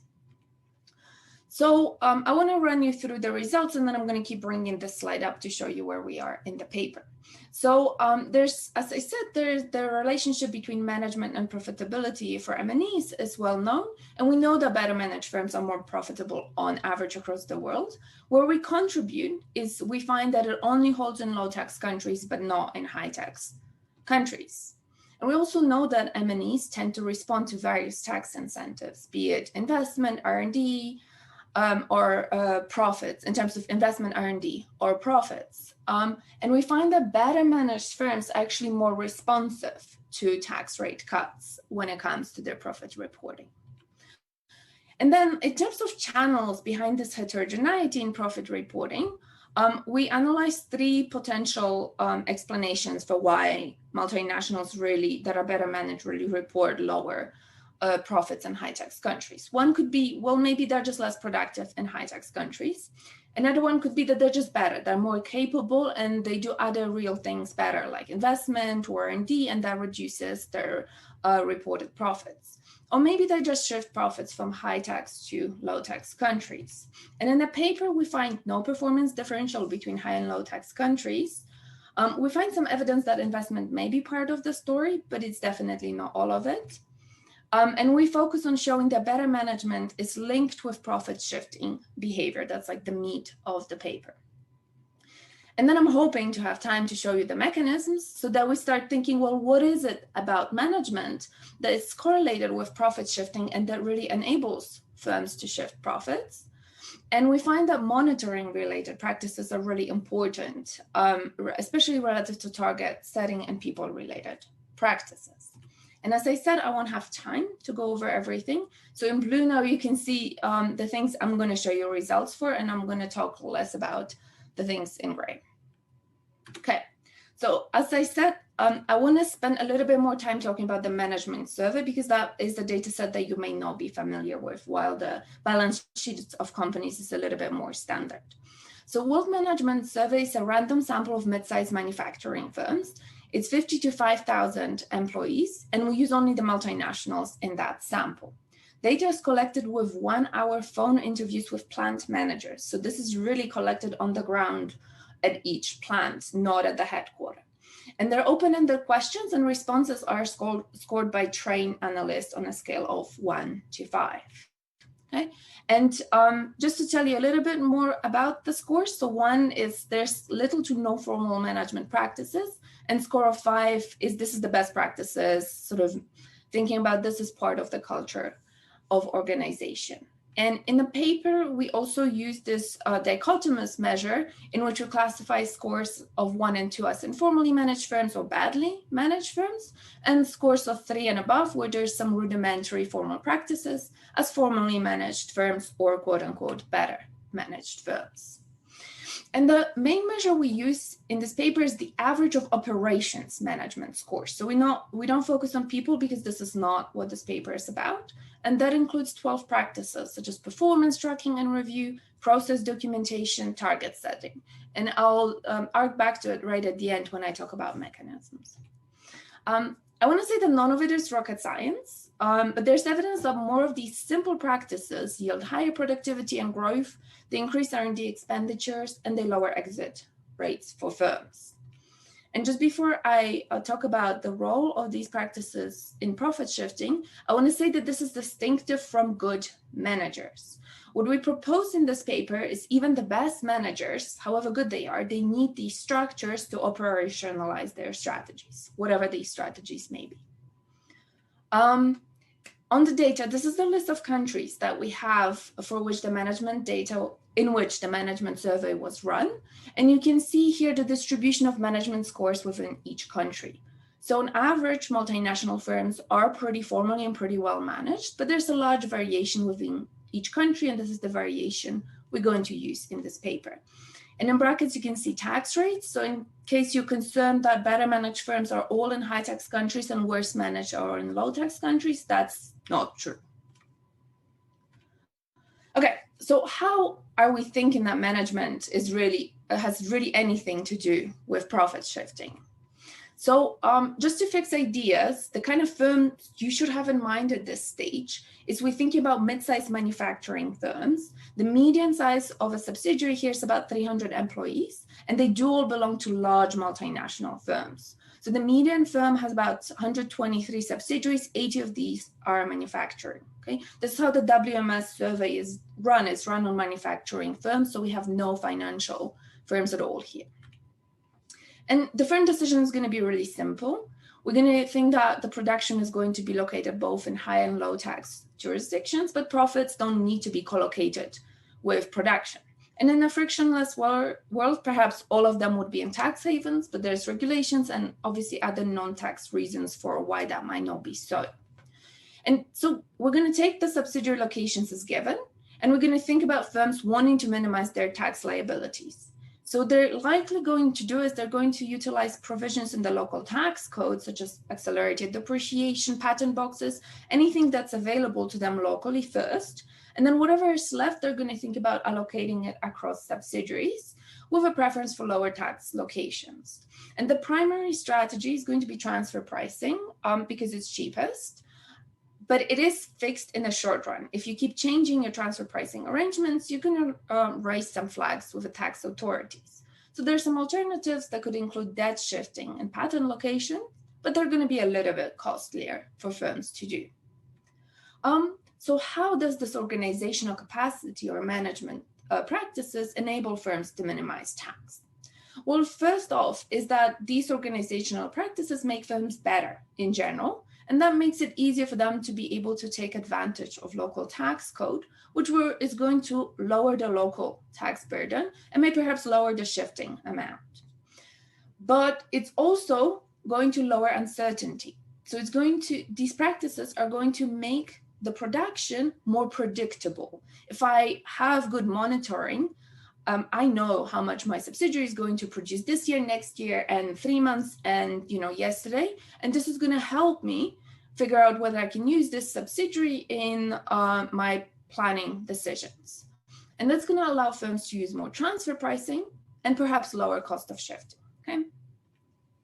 And we propose here that better managed firms are going to have lower overall cost of moving profits away from the taxable profits line, be it through part 1 or 2. We can't measure the relative importance of each, but we can look at patterns of profit and investment reporting by firm type to try to understand whether either of those patterns is prevalent in the data. And the empirical implications from this simple framework are that if 1 and 2 are true, then we're still going to find that better managed firms are going to report low profits in high tax countries. But if 2 is substantial, then all of our results should be driven by aggressive tax avoiders. So this predictability is really important for firms to reallocate profits across subsidiaries, and this is really about profit shifting, then our results should be driven by firms that we classify as more likely to be avoiding taxes. And this is sort of what the rest of the paper is about, me trying to convince you that that's the case. So as I said, I'm going to keep bringing this slide up. So let's talk about results. So the first result is that we have this correlation between profitability and management quality that really holds in low tax subsidiaries, but not in high tax subsidiaries. So what those graphs are just local linear regressions with the operations management score on the horizontal axis and profitability on a vertical axis. And on the left, you have low tax subsidiary, and on the right, you have high tax subsidiary. And you can see that there's clearly better managed firms are more profitable in low tax countries, period. But in high tax countries, this relationship is mostly flat. And if you really want to subscribe to the tail even shows some negative correlation there. So then I said that for some firms, we have multiple subsidiaries of the same M&E, right? So you can say in a previous graph, hey, maybe, just better managed firms are in high tax countries, the end of your story. But it turns out that when you actually use the within M&E variation, M&Es report lower profits in their high tax subsidiaries relative to their own low tax subsidiaries. So what this plot shows you is just the marginal effects from a regression of management score on ROA for low tax subsidiaries, those are the red ones, and high tax subsidiaries, those are the blue ones. And you can see that especially after scores of 3, the high tax subsidiary affiliates of multinational firms really report much lower profits than their low tax counterparts. Okay. So the second result is that better managed firms are more responsive to tax rate cuts when it comes to reporting profitability. And I know I'm zooming quickly through this. There's tons more details in the paper if you're interested in precise methodologies. But here is the event study. So what this picture shows you is when there's a tax rate cut in period T0, okay, what happens to reported profitability of firms that have those formal management practices in place? So those are the darker ones here, relative to those that don't have those formal management practices in place. Those are the informal ones. And you can see that the formally managed firms react immediately to tax rate cut, reporting more profits in the jurisdiction that cuts the tax rates, where informally managed firms take a little bit more time to do so. And when you actually estimate the difference, it's statistically significant from get-go. So formally managed firms really report significantly more profits after the tax rate cut in a jurisdiction that cuts the tax rate. So hopefully this is pretty convincing that there's something going on here with regards to reported profitability and the differences between high and low tax countries. So as I said, in the paper, we focus on what is it that explains this heterogeneity in profit reporting. And in the paper, we rule out that this is really about lower productivity. There's a huge literature on this, and we provide some additional evidence showing that our results are not driven by lower productivity in high tax countries. We show some evidence for incentives for investment, but I want to focus on profit shifting here.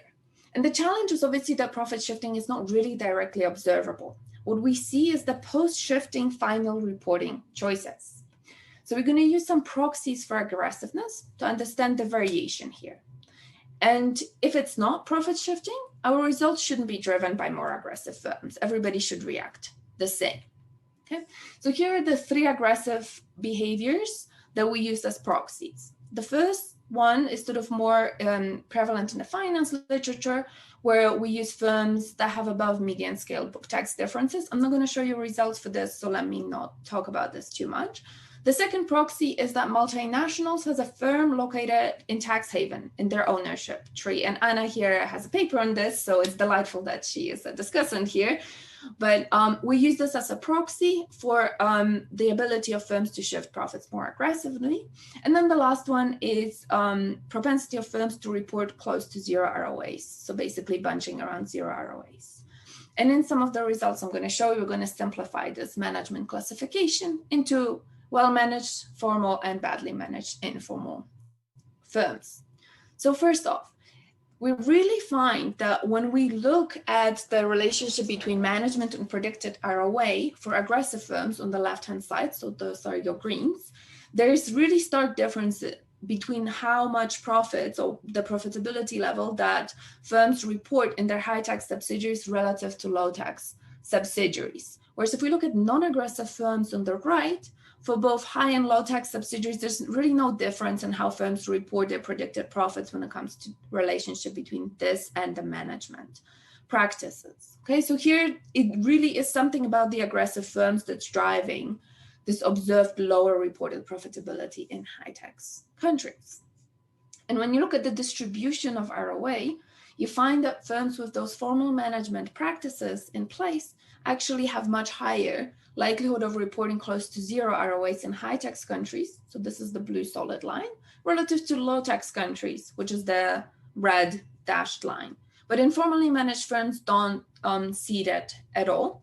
And again, this is driven by aggressive firms on the left-hand side, okay? And not by non-aggressive firms where there's just no difference when you flick between those pictures. Okay, so there's clearly something about aggressive firms in high tax countries that are reporting different profitability levels. And so we find that these firms exhibiting aggressive behavior drive the relationship between management and ROA reporting in high versus low tax countries. And we think that this is consistent with profit shifting. So let me get to the mechanisms. I know I have about 2 minutes, which is perfect. I'm just going to show you some basic results about mechanisms. So where we go from now is basically we try to think about, so what is it precisely about those management practices that enables firms to engage in these profit shifting activities? So hopefully by now you're convinced that this is about profit shifting. And what we do is we run a simple set of regressions with ROA on the left-hand side, management, corporate tax, and the interaction between the two on the right-hand side. And we use detailed data on all the questions that the management survey has on operations, monitoring, target setting, and we think about people management practices here as well. And this is going to allow us to say something about whether the management index is just a proxy for general competence of firms, or whether it is really about this predictability and tractability of production that we propose to be driving the results, and then sort of grade out, is this management index just a proxy for good managers, which I won't have time to talk about today. And just a plug, a negative coefficient in this on this interaction is going to mean that this particular practice is going to enable profit shifting, right? The negative coefficient would mean that better managed firms in high-tax countries report lower profits. And a positive one, we think of it as constraining profit shifting. So let me show you the result. I'm going to split firms according to aggressive and non-aggressive here. And all I'm going to show you is this interaction coefficient magnitude. So first thing that really comes at you here is that for aggressive firms, this coefficient for monitoring is across the board negative. Okay, for non-aggressive firms, we really see no negative coefficients. Most things are not significant. And the only one that is significant is the adoption of lean practices, which is more of a proxy for having sort of general competence levels, okay? And because I don't have time, I'm not gonna go into details, but one thing I wanna point out is that this is on profitability. When you look at productivity, everything tends to be either positive or not significant, okay? So whether you're aggressive or non-aggressive, this doesn't really determine the capability to shift profits, the differences in productivity between firms. But for profitability, for aggressive firms, these monitoring practices especially matter a lot. So we're looking here, okay? And I want to stay on time as well. So I want to conclude and sort of leave you with a few key takeaways. So the first thing I want you to get out of this presentation is that this positive relationship between management and profitability is mainly driven by firms located in low-tax countries. And this negative relationship between profitability and the management and in high-tax countries is partially explained by profit-shifting activities. And I want to stress that this is not just managers cooking the books, okay? We're proposing that they need to have these management structures on the ground, this predictability and tractability to enable them to cook the books. Otherwise, they have no idea what's going on in each individual firm. And from firms' perspective, management practices can impact the overall cost of minimizing tax liabilities. And that is either via taking advantage of local tax breaks or lowering the cost of profit shifting activities. But from government's perspective, what this means is that high-tax countries are likely to get lower tax revenues from those good, better managed firms. And we're by no means proposing that it's not worth it. We're just saying that this is something you should take into account when you're doing cost and benefit analysis. And sort of the event study evidence says that the effectiveness of tax cuts, especially in the short run, is likely to depend on the composition of the firm types you have in the industry. And thank you so much for your attention, and any thoughts on these projects are more than welcome. Thank you very much. Anna, if you can share your slides now. Can you see them? Yes. Okay. So thanks a lot to the organizers for inviting me to discuss this paper. So this was one of the papers that has been sitting on my to-read list for quite a while, and so discussing it is a nice commitment device to finally do it. So let me start by giving a brief overview of the paper. So the research question of the paper is how a firm's organizational capacity affects reported profitability in multinational firms. And the idea, as Katarzyna just explained, is that to successfully implement profit shifting, multinational firms need tractable and predictable production, because if, for example, you want to do kind of intra-firm debt, for example, you need to know how much debt you actually need to bring your profits close to zero. And that's why you need tractable and predictable production. And the authors studied this hypothesis empirically by combining the World Management Survey with management practices and the Orbis database with balance sheet information.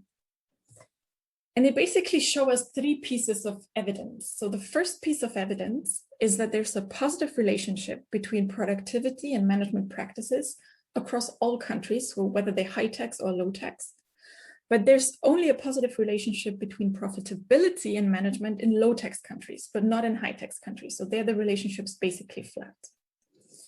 Now, this could have several reasons, which is why it's important that in a second step, they show that this heterogeneity of profit reporting is driven by firms with aggressive tax planning behavior. So this flat correlation is driven by firms that have other attributes that are associated with aggressive tax planning behavior, such as having an affiliate in a tax haven. And then in a final step, they think about the mechanism and kind of unbundle the management practices that are summarized in the overall organizational capacity score and show us that it's practices related to production monitoring that are most closely related or that kind of drive this, this aggressive tax planning behavior. And it's also practices, so Katarzyna didn't have time to show that, related to bonuses. So if bonuses of managers are tied to firm performance, then they're also more likely to exhibit behavior that's consistent with profit shifting. And so the bottom line of all this is that organizational capacity is an important enabler of legal tax avoidance. Now, I think this is a great paper. First of all, because it's a paper that bridges two literatures that have been separate so far. And the paper manages to contribute to both of those literatures. So on the one hand, we have the literature in organizational economics that has been wondering about why profitability is less closely related to management practices than productivity. And the authors very nicely show that strategic reporting of profits is one of the reasons why we see this kind of weaker relationship between management and profitability than we see it between management and productivity. And kind of the main reason is that management practices can enable firms to engage in profit shifting. And then the second literature is the public finance literature that has been wondering about the determinants of profit shifting behavior. So we observe that there's profit shifting, but we observe that there's heterogeneity in profit shifting across different firms. And so far we find, or we know that larger firms are more likely to engage in profit shifting, which is kind of trivial in a sense, because I mean, larger firms have more profits to shift, so it's more likely that they do it. We also have some evidence that it's firms with larger IP that engage more in profit shifting, but they basically say, well, there could be an additional determinant, namely the management practices that make firms engage in profit shifting. And then it's a great data set and a very nice combination of many different empirical findings that support a main point. And I also appreciated a lot that the richness of the World Management Survey allows the authors to pinpoint which are the relevant practices for profit shifting. And I also think that the discussion of the mechanisms at play is quite insightful. So I learned a lot from the paper. Now I have basically one big picture comment, and then if time permits, a couple of smaller comments on specific aspects of the paper. And so my main big picture comment refers to the question whether we actually should think about the mechanism that they show as being causal. So is it the fact that better management causes profit shifting, or is this a correlation? And the conceptual argument that the paper makes is that multinational firms need organizational capacity to be able to engage in tax planning. And in particular, that the predictability of the production process allows the headquarter managers to plan tax liabilities. And that would allow for two different worlds that we're in. So one world is that better management really causes more profit shifting. So in that world, we would have some determinants of management practices, such as production targets or firm culture or whatnot, that determine the management practices, and then management practices have a causal effect on profit shifting. The second possible world is that management practices and profit shifting are the joint result of the profit maximization behavior of firms at the firm level. And so then profit maximization or CEO preferences or whatnot would determine the two. And management practices can still have an effect on profit shifting, but there's also this endogeneity of management practices where firms that are more likely to engage in profit shifting are also more likely to choose particular management practices. And I mean, in the presentation, it was clearer in terms of correlations. In the paper, you can actually find evidence for both. So there's portions of the paper where they discuss that reverse causality is unlikely. So it's unlikely that there's a link of profit shifting towards management practices.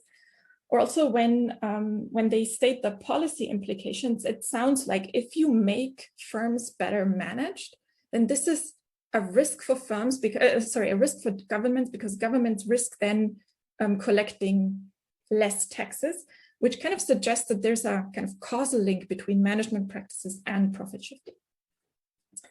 I personally think that this right-hand side world where profit maximization determines both the management practices and the profit shifting behavior is more plausible, given that, first of all, the effects that they find are driven by the aggressive firms. So firms that, for example, make the effort to set up a tax haven affiliate. So for those firms, I would actually expect that if they kind of make the effort to set up a tax haven affiliate, they also make the effort to implement management practices that then later on help them to use that tax haven affiliate. And I also think that because it's only particular management practices, it kind of speaks in favor of the fact that management practices are chosen intentionally in order to help the firm engage in profit shifting. And well, the way I read the paper, I felt that the paper seemed to tend towards this causal interpretation, and the presentation was a little bit less causal. My kind of comment is that I think that actually by embracing the possible endogeneity of the management practices, the paper could make yet another contribution to the literature. And I think that because there's a recent paper by Nick Bloom and co-authors in the AER, where they were able to run a management survey as part of the census. And what this paper documents is that there's a huge heterogeneity of management practices, both between firms and within firms, so across the different establishments of one and the same firms. The paper by Nick Bloom and co-authors also has a section where they try to think about what determines these differences in management practices across firms and within firms. But the determinants are ultimately still not very well understood. So I think there's room to kind of make a contribution to the literature in a sense that if firms adopt certain management practices in order to be able to engage in tax avoidance, then that would be a step forward for understanding why there's heterogeneity of management practices between different firms. Because we know that management practices, so better management tends to increase productivity, which kind of raises the question, why doesn't every firm do it? So I think if you could show that managerial practices are correlated with tax rates, or if you could show that there are more monitoring related practices in higher tax countries, possibly even within one and the same multinational firm, that would be an additional contribution to that literature that tries to understand where differences in management practices across different firms come from. I also think that by taking this perspective, you could contribute to the multinational firm literature, because a prediction or kind of a correlation of that would be that management practices should determine which firms self-select into which destinations. And I think it could also help you to kind of differentiate the paper from that literature on the role of managers. So in the paper, there's again and again a discussion that management practices are different from managers, and I get that. But if you could show that management practices are implemented because a certain firm wants to invest in a certain country, or wants to be able to shift profits across countries, then it's very clear that one thing is what the manager does to achieve a goal, and the other thing is the type of goals that a certain manager may have. Now, I think I have something like 2 or 3 minutes left, so let me maybe share my comments on kind of more specific aspects of the paper. So I was a little bit surprised about this event study estimate table for several reasons, and I think that would warrant a little bit of discussion in the paper. So when you do the event study, unlike in the main specification, you have a negative coefficient of formal management on profitability. So this was something that I thought maybe should be explained, why in the baseline estimation the coefficient is positive and then in the event study it becomes negative. And then a second thing that I noted is that if you sum up the coefficients, so if you want to understand or want to compute the effect of better managed firms after the tax cut relative to kind of baseline, then the sum of the coefficients is basically 0. And so that's something where I thought, well, this is a little bit weird. So maybe you want to look into this where that comes from, and also discuss what we learned from this. And a final thing that I was wondering about this table is whether you could include firm fixed effects. So you would use the variation within firms over time instead of using all the variation in the data. And then finally, I already mentioned that I'm struggling a little bit with the policy implication. So the paper argues that in developing countries, there are these management upgrading initiatives. And so what the paper shows is that if you do those management upgrading initiatives, then maybe there's a cost that we didn't see before, because then firms may start profit shifting. And I think it's kind of a leap. Yeah. So on the one hand, it kind of presupposes this causal interpretation of better management makes firms shift profits. And as I explained, I'm not quite sure whether that's really what's going on. But I also think it's a leap because you're looking at multinational firms that are usually not necessarily the target of these government-funded initiatives for management upgrading. And it's also not clear to me whether the firms that are actually targeted by these upgrading initiatives are ultimately able to shift profits, because I mean, they're usually not part of a multinational network, or there's a long way to go, say, for them to become multinational. Okay. So let me wrap up. I really think this is a super insightful paper that makes a relevant contribution to the literature, to several strands of the literature. And I can just encourage you to keep pushing, and I'm really looking forward to seeing the paper develop and be successful. Thank you. Thank you very much. Thanks for the great discussion, Anna. And I think that now we have some time maybe for Katarzyna to address some of the comments, and we'll open up for questions.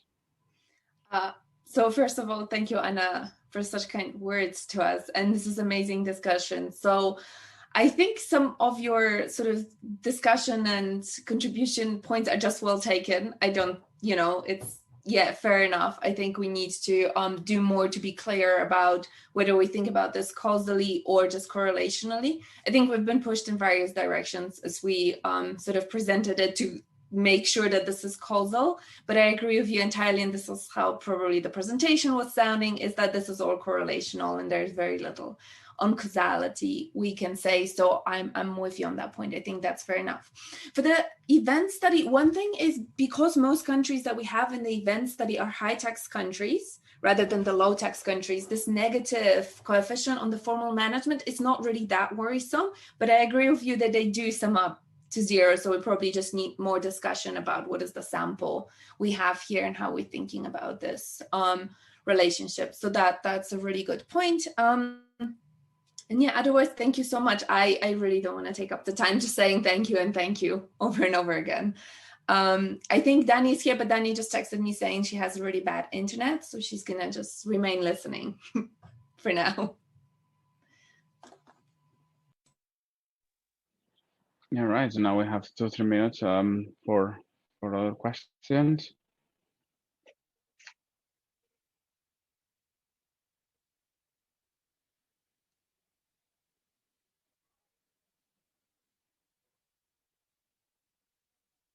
No, so I do have a question. Go ahead. Sorry, I was just curious about this management data. Is that at the firm level, or do you just get aggregate data from them? Or how does it? From them. So Dani would be perfect if she could come on now.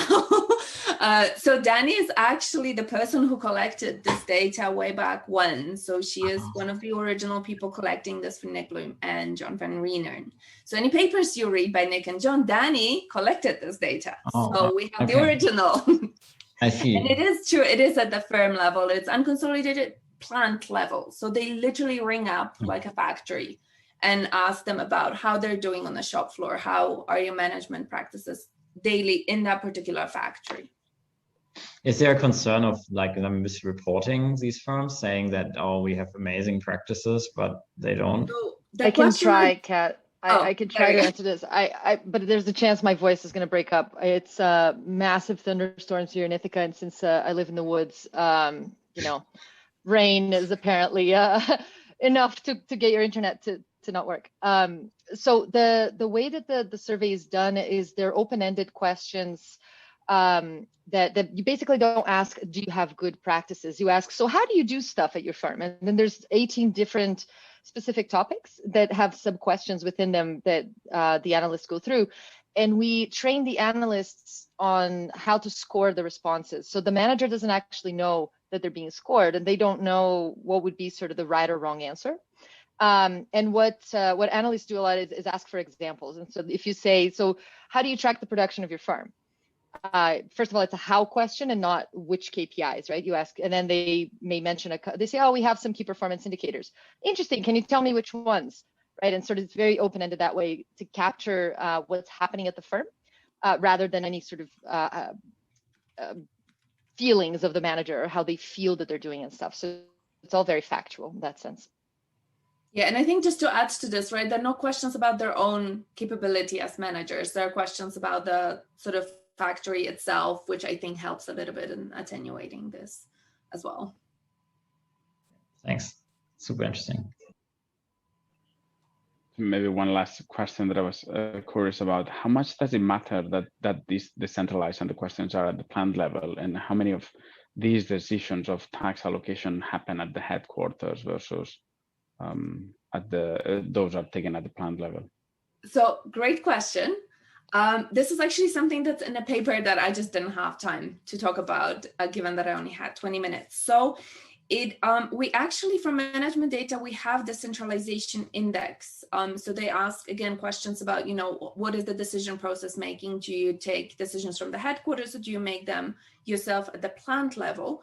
And everything that we show works, like the coefficients are significant and negative for plants or firms that are centralized. So the ones where decisions come from headquarter, which if you think that there's like a manager at the headquarter who makes a decision about allocation of profits across subsidiaries, and that decision is centralized, then only for firms where the decision-making process is centralized, this profit shifting argument would work, right? Like a plant manager himself can't really sit down and be like, hey, I'm gonna shift profit.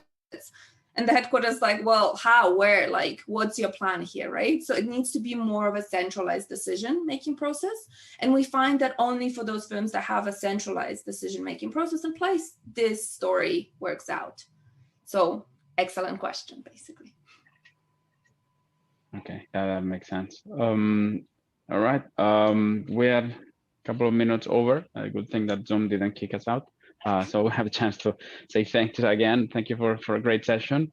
It's been amazing. 3 papers, 2.5 discussions. And happy to see you all. Hope next time we can see each other in person. That has come already. I saw Luciana last week at the SED, so it's going to happen sooner than we think. But thanks again to everyone participation. It's been fantastic, and I'll see you soon. Thank you. Thank you. Thank you. Thank you.